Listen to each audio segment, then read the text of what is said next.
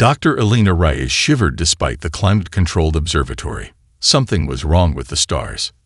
System malfunction. She asked her assistant, Dr. Patel, who frantically checked diagnostics on the massive telescope array. Everything's operational. Those are actual occlusions. Something's blocking the light. Within hours, the anomalies resolved into massive shapes entering Earth's atmosphere. Sleek obsidian vessels that absorbed rather than reflected light. They descended with impossible grace, defying physics and human understanding. The first vessel settled over the Pacific Ocean, hovering 20 miles off the California coast. 6 more positioned themselves strategically across the globe, over the Arctic, the Sahara, the Amazon, Central Asia, Australia, and Antarctica. Global communications erupted in panic. President Morales called an emergency United Nations session, while military forces worldwide went to high alert. Social media flooded with apocalyptic predictions and conspiracy theories. Elena barely noticed the chaos. Her focus remained on the data streaming into the Global Space Observatory's supercomputers. "They're broadcasting something," she murmured, isolating a pattern in the electromagnetic noise surrounding the vessels. The signal was structured but utterly alien. Not radio waves or light pulses, but something more complex, operating on multiple frequencies simultaneously. The aliens' first communication came 6 hours after arrival. Every screen on Earth, phones, computers, televisions, displayed the same message. Your resources are now ours. Resistance is inefficient. Humanity's response was immediate and predictable. The Chinese launched hypersonic missiles at the vessel over Asia. The Americans deployed experimental energy weapons against the Pacific ship. Russia activated its orbital defense platforms. Elena watched satellite feeds as every projectile and energy beam dissipated harmlessly against invisible barriers. The aliens didn't return fire. They didn't need to demonstrate their superiority. It was self-evident. The first human casualties came from panic rather than alien aggression. Riots erupted in major cities. Supply chains collapsed as people hoarded essentials. Governments declared martial law. 3 days after arrival, smaller craft deployed from the motherships, establishing beachheads across all 6 inhabited continents. They set up structures that grew rather than were built, metallic formations that spread like living organisms, consuming soil and rock and transforming them into alien architecture. General Weizong of the United Earth Defense Forces contacted Elena directly. His weathered face appeared on her private screen, eyes bloodshot from sleeplessness. "Dr. Rice, conventional options have failed. We need unconventional thinking. Your research on non-human communication patterns might be our only advantage." Elena nodded, already assembling a mental list of the colleagues she would need. "I've noticed something peculiar, General. The Krell, that's what they're calling themselves. They move and communicate with perfect synchronicity, almost like." "Like what, Doctor?" "Like they're not individuals at all, but extensions of a single mind." She began compiling data, noticing patterns that others had missed. The aliens never contradicted each other. They never showed initiative or improvisation. Their responses to human actions were perfect, too perfect. "General, I need a team. Not soldiers. I need linguists, game theorists, behavioral psychologists, musicians." "Musicians." Zhang looked confused. "Yes, and get me every recording of alien movement patterns. I think I see a weakness, but I need to be sure."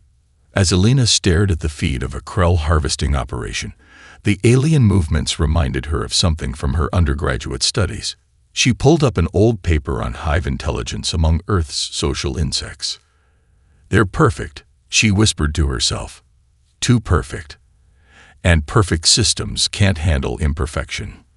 The first glimmer of humanity's brilliant strategy began to take shape in her mind. General Zhang stood before the holographic display showing Earth's remaining military assets, a pitiful collection compared to just 3 days earlier. The underground command center beneath Geneva buzzed with grim activity as officers from 24 nations coordinated what everyone silently acknowledged: might be humanity's last stand.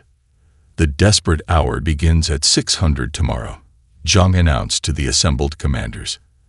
Every operational unit will strike simultaneously. If we can't overpower their defenses, perhaps we can overwhelm them. Elena watched from the back of the room, her team of unlikely specialists huddled around a separate console. Dr. Jackson Chen, the game theorist, shook his head. "It won't work," he muttered. "They'll anticipate every move.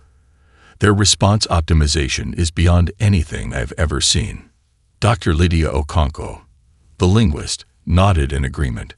"Their communication efficiency suggests a hive mind structure. We're fighting as individuals against a unified intelligence." The attack commenced at dawn.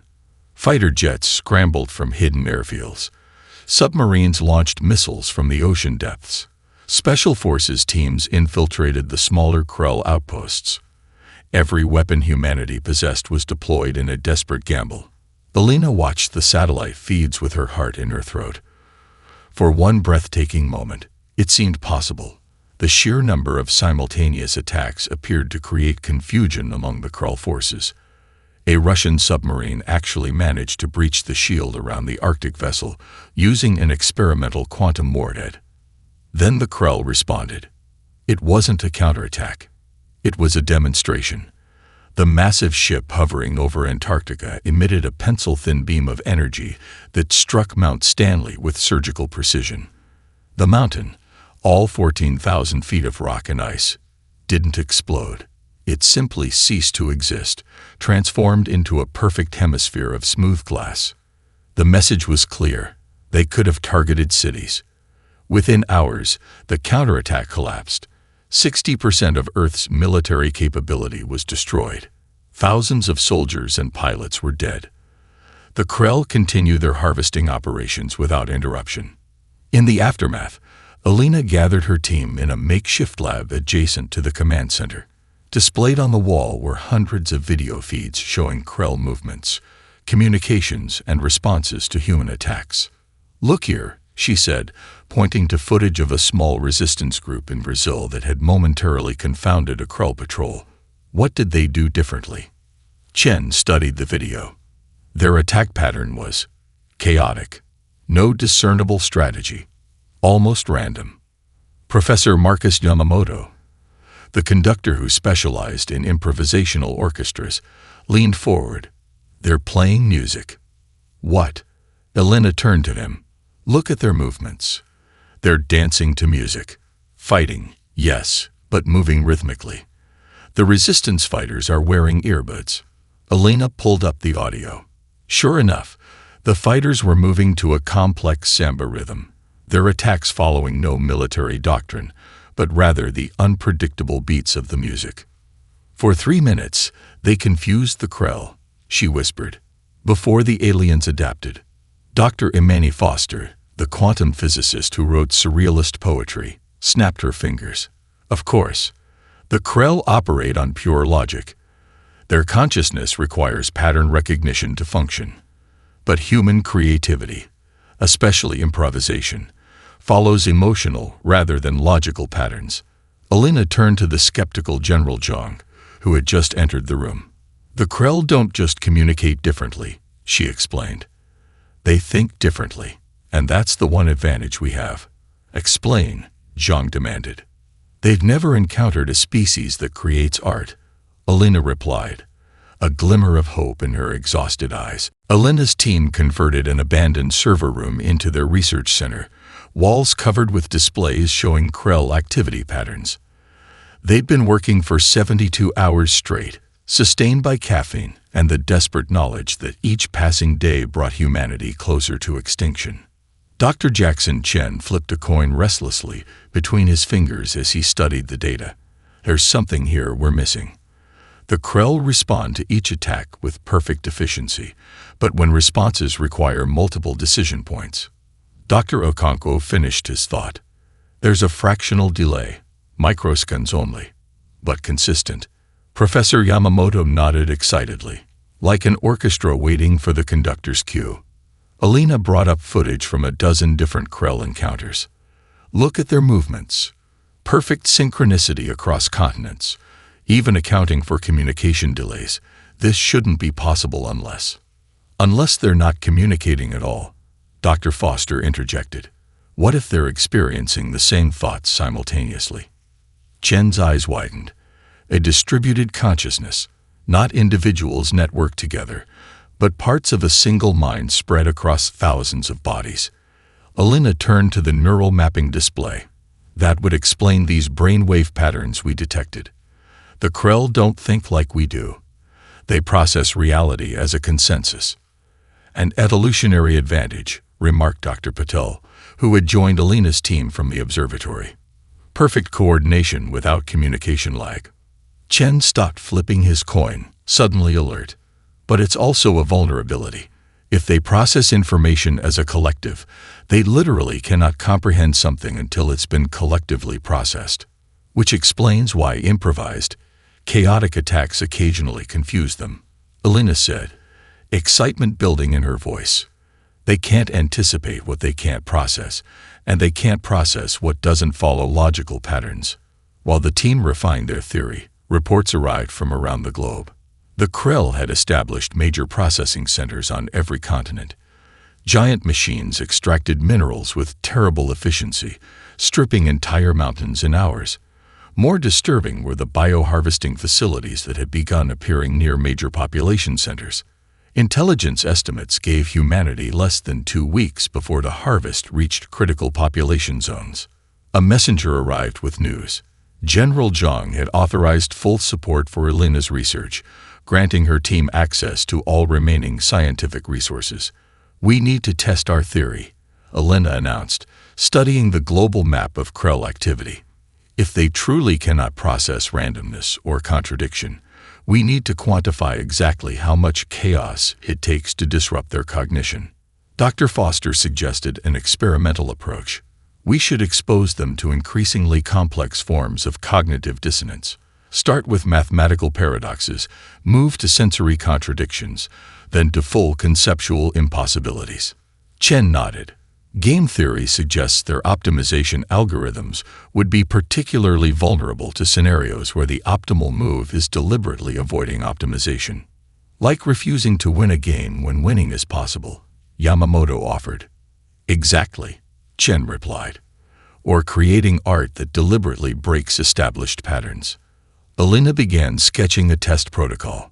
We'll need volunteers willing to approach a Krell outpost.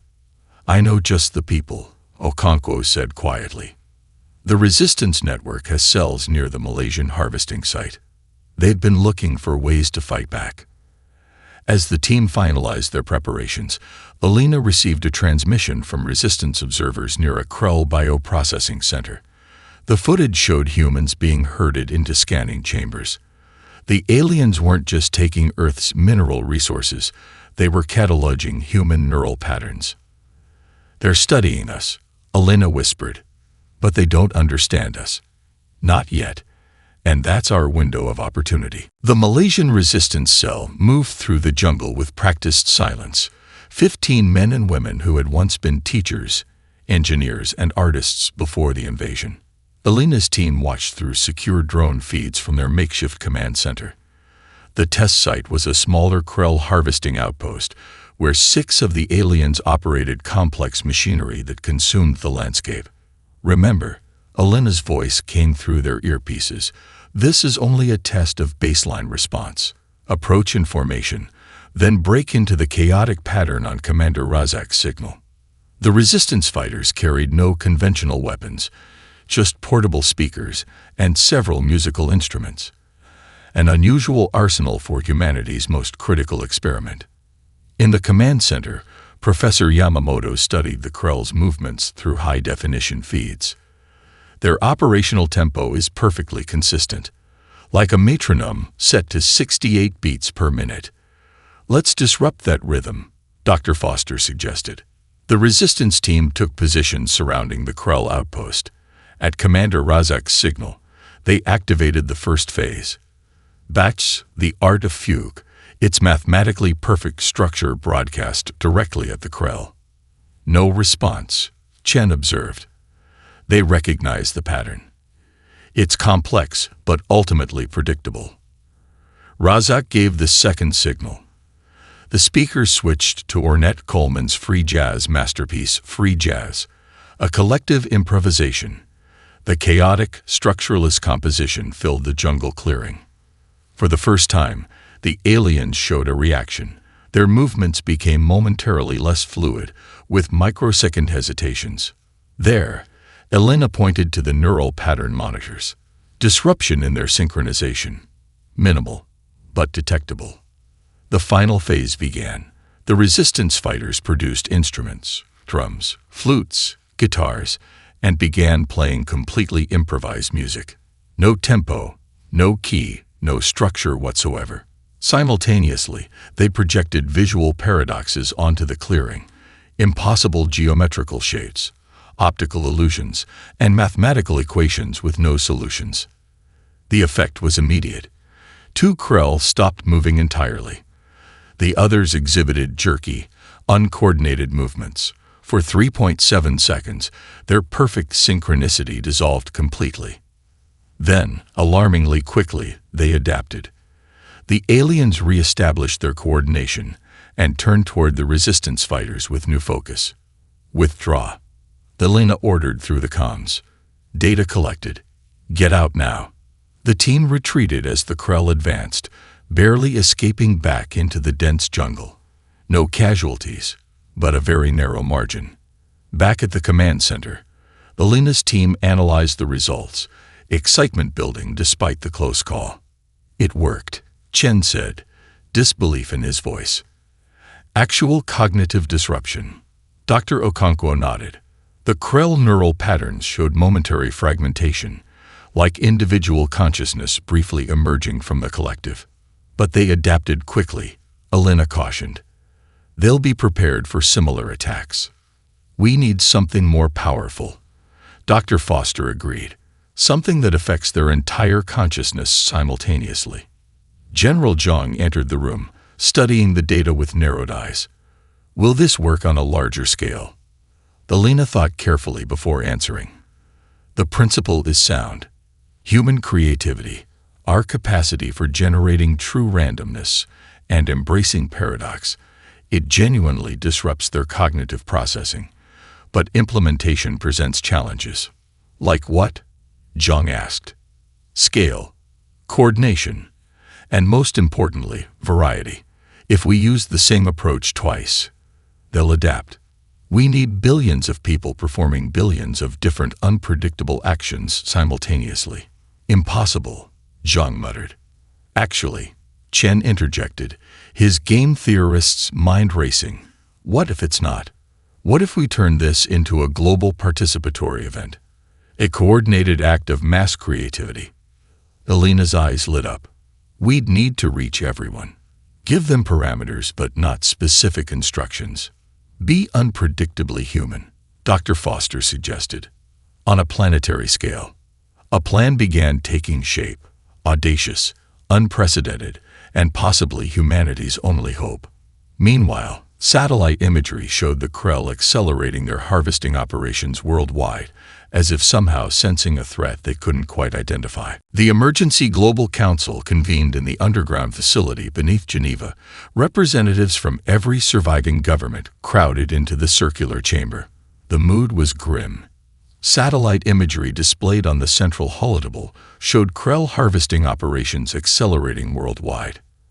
Estimates gave humanity less than a week before major population centers would be processed. Elena stood before the assembled leaders, her team arrayed behind her. She had slept barely 3 hours in the past 2 days. But adrenaline kept her focused. The Krell conquered 1,000 worlds through perfect coordination. She began, her voice steady despite her exhaustion. Their collective consciousness allows for computational efficiency beyond anything we can achieve.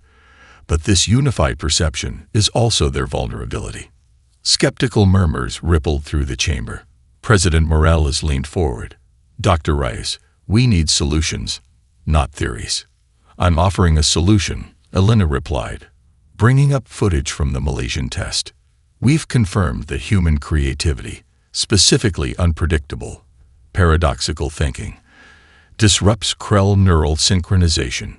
Their consciousness literally cannot process true randomness or logical contradiction. You want us to confuse them to death? General Cheng of the Chinese forces asked incredulously. Not confusion. Dr. Foster interjected. Cognitive fragmentation. We believe a sufficiently powerful paradoxical input could break their neural synchronization permanently.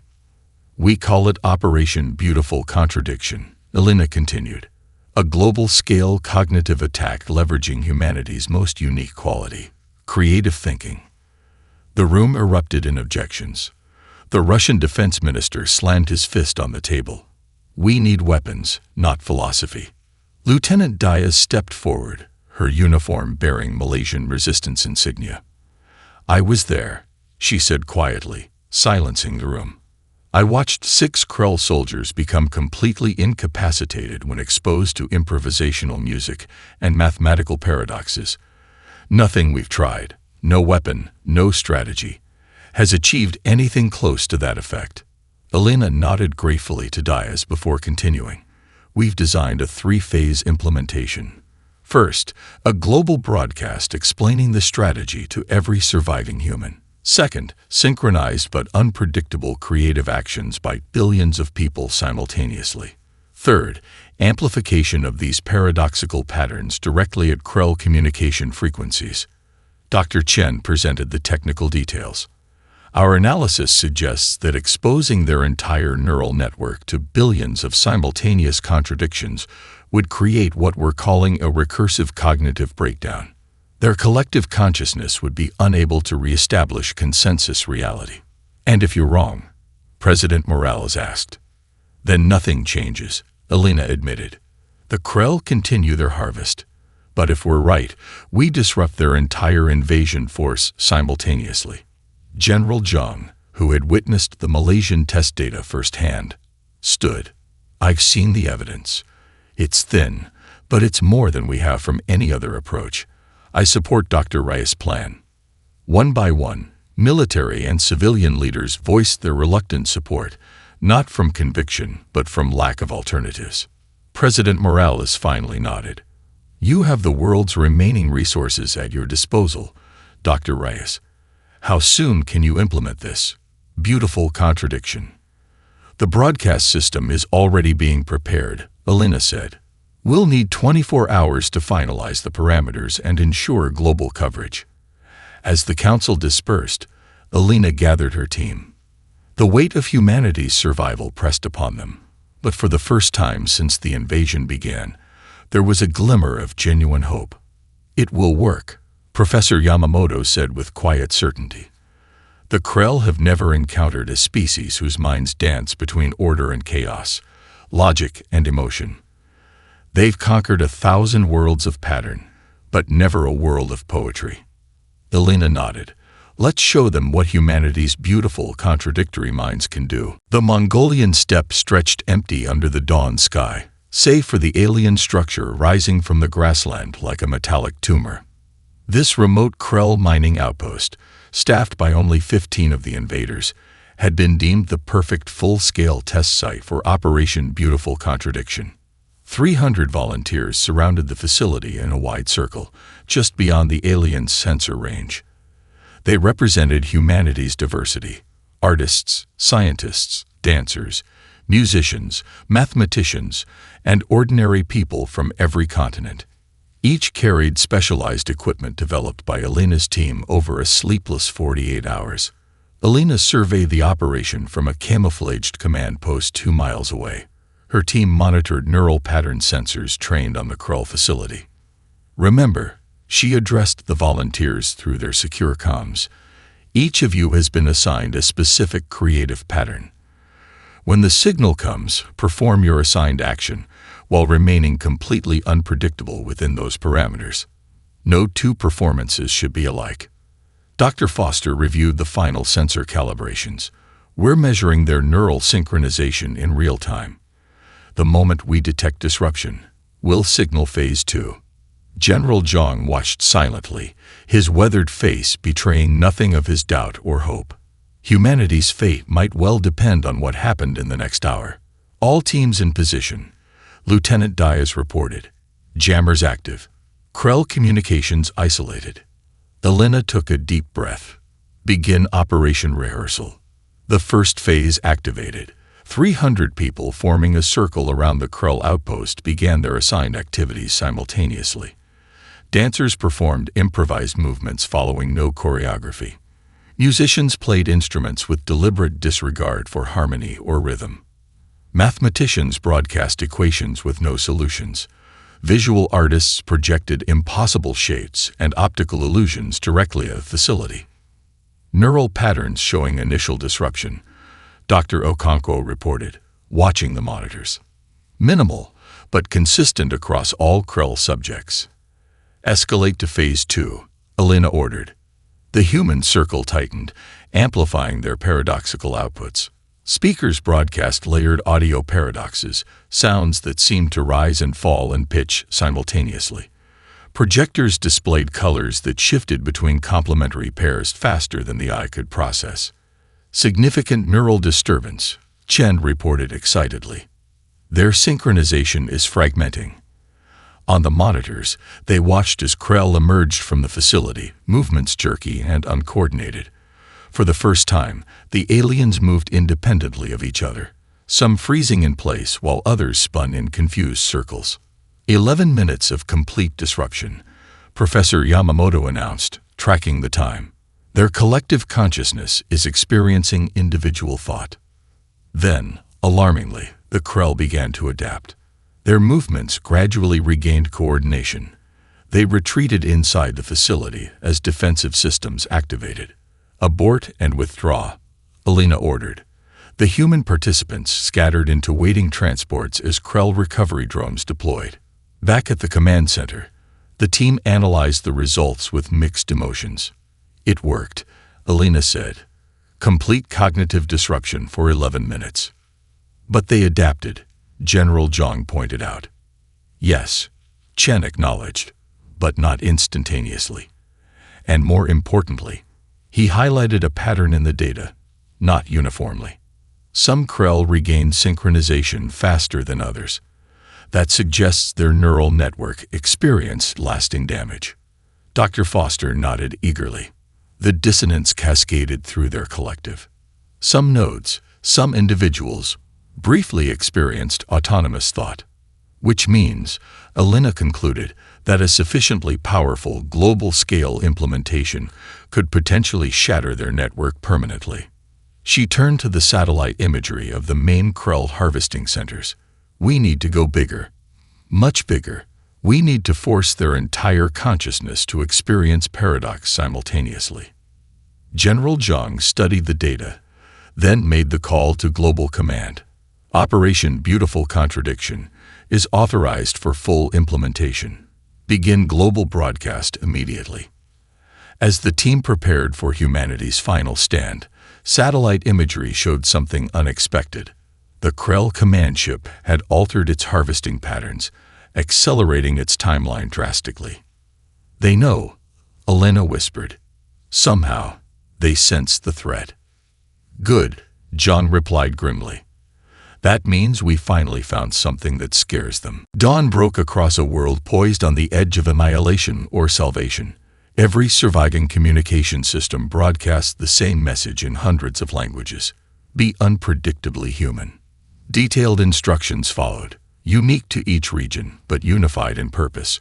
Create cognitive dissonance on a scale never before attempted.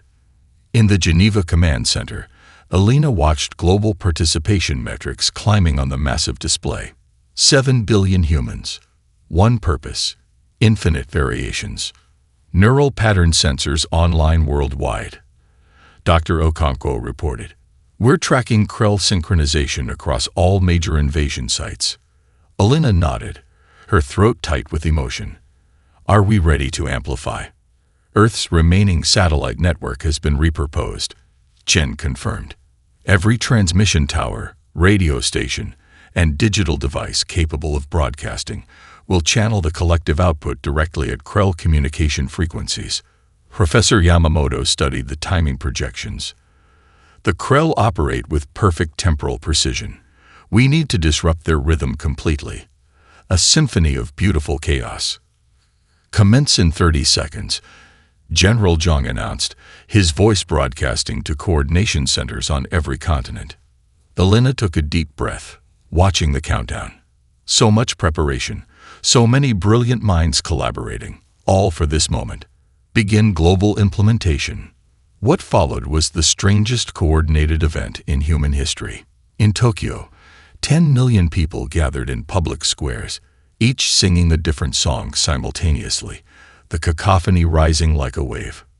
Across India, dancers by the hundreds of millions performed movements that deliberately contradicted muscle memory and balance, their bodies creating patterns that followed emotional rather than physical logic.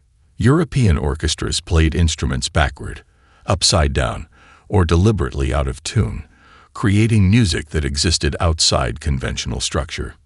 In the Americas, mathematicians broadcast equations with multiple contradictory solutions, while artists projected impossible images onto every available surface. Staircases that ascended into themselves, circles with 7 sides, colors that appeared differently depending on who viewed them. African drummers created rhythms that seemed to move both faster and slower simultaneously, the beats existing in quantum superposition. Children everywhere were encouraged to invent games with rules that changed randomly, to draw pictures of things that couldn't exist, to ask questions with no answers. The output of this global creative explosion was captured, amplified, and directed at the Krell neural network through every broadcasting system remaining on Earth. In the command center, Elena watched the neural pattern displays with bated breath. For several agonizing seconds, nothing happened. Then the patterns exploded into chaos. Massive synchronization disruption, Dr. Foster reported, voice rising with excitement, cascading through their entire network. On screens throughout the command center, they watched as Krell ships began moving erratically. Some collided with each other. Others drifted aimlessly or accelerated into the upper atmosphere. On the ground, alien soldiers froze in place or moved in confused circles. The massive harvesting machines ground to a halt, their precision mechanisms jammed by contradictory commands. "It's working," whispered General Zhang, watching Krell formations dissolve into disorder across the globe. Their collective consciousness is fragmenting. Elena studied the neural pattern displays intently. This is different from the test. The disruption isn't stabilizing. It's amplifying. The contradictions are cascading through their network, creating feedback loops of cognitive dissonance. They're experiencing the beauty of human irrationality all at once, Dr. Chen said, and their collective mind can't process it. As the minutes stretched to an hour with no sign of Krell adaptation, hope began to blossom in the command center. Humanity had found its weapon, not in technology or firepower, but in the glorious unpredictability of the human mind. "Keep broadcasting," Elena ordered. "Don't let up until we're certain their network is completely severed." The beautiful chaos continued, humanity's greatest strength unleashed against an enemy that had never imagined such a defense could exist. 6 months after Operation Beautiful Contradiction, Elena walked through the remarkable settlement outside New Sydney. What had once been a Krell harvesting facility now served as a unique diplomatic zone where humans worked alongside former invaders. The alien structures had transformed, their perfect geometric precision giving way to more organic shapes that incorporated elements of human architecture. Similarly, the Krell themselves had changed. They still resembled their original form, tall, iridescent beings with graceful limbs, but now moved with individual rhythms rather than perfect synchronization. "Dr. Reyes," a melodic voice called out. Elena turned to see the Krell elder approaching. Once part of the invasion command, the being now called itself Rhythm, a name chosen after experiencing music as an individual for the first time. "Good morning, Rhythm," Elena greeted. "How are the integration studies progressing?" "Beyond expectation," Rhythm replied, its voice containing subtle emotional inflections that would have been impossible for a Krell before the fragmentation. "We have much to learn from each other." They walked together through the settlement, passing humans and Krell engaged in various collaborative projects.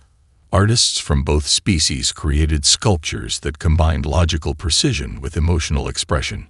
Scientists worked together on technologies that merged Krell efficiency with human creativity. In thousands of years of conquest, Rhythm explained, gesturing at the harmonious activity around them, we never encountered minds like human ones. Your species contains multitudes.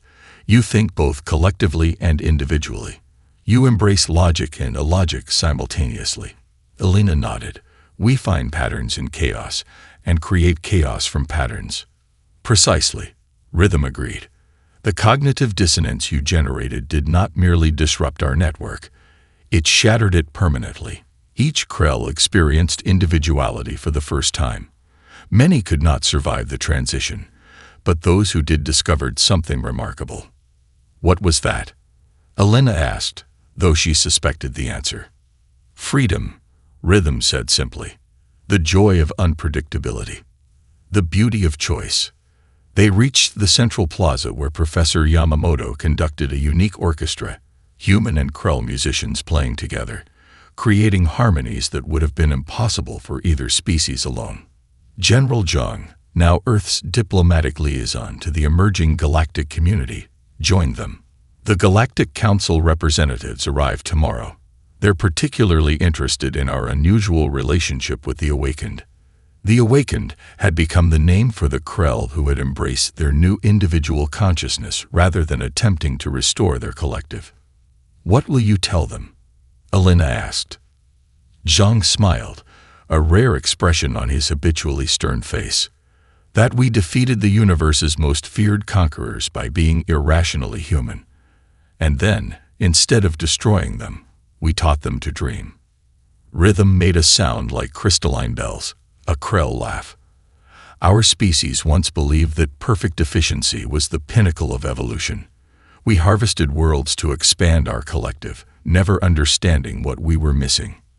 The alien gestured toward a group of Krell children, a concept that hadn't existed before, playing an improvised game with human youngsters, making up rules as they went along. Look at them, Rhythm said softly. They create without purpose. They play without optimization. They imagine impossible things and then make them possible. As Earth established new relations with galactic civilizations, humanity's reputation spread among the stars, not just as the species that defeated the mighty Krell, but as the species that taught them how to dream, how to create, how to embrace the beautiful contradictions that make consciousness truly alive. The invasion had come to harvest Earth's resources, never realizing that humanity's greatest resource was invisible, our unique minds that dance between order and chaos, reason and inspiration, the collective and the individual, in a way no other species had ever evolved to do. We came to conquer your world, Rhythm said, watching the children play. But instead, you liberated ours.